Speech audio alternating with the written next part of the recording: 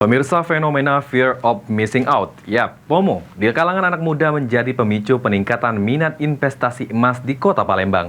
Kendati saat ini harga emas terus bergerak naik, bahkan mencapai 30% dari awal Januari 2024 lalu.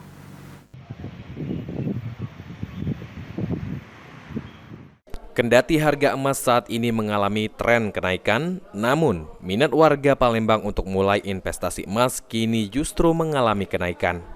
Dikatakan oleh Pinwil Pegadaian Kanwil 3 Palembang, Dwi Hadi Atmaka, dari pantauan Pegadaian dari Januari hingga akhir triwulan pertama 2024, harga emas mengalami kenaikan hingga 30%.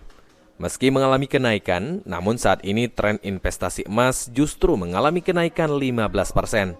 Hal tersebut dipicu fenomena fear of missing out atau FOMO di kalangan anak muda, atau rasa takut merasa tertinggal karena tidak mengikuti aktivitas tertentu. Karena memang Indonesia itu unik, masyarakatnya unik. Ketika harga emas itu stabil atau turun, emas tidak menarik. Tapi ketika kemudian harga emas semakin melambung tinggi, berbondong-bondong untuk investasi emas juga di Pegadaian.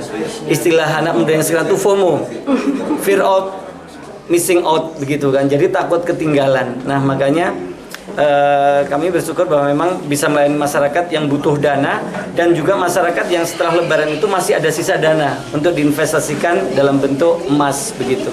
Mungkin berapa persen Pak untuk peningkatan emas tadi Pak? Kalau emas peningkatannya sekitar 15%.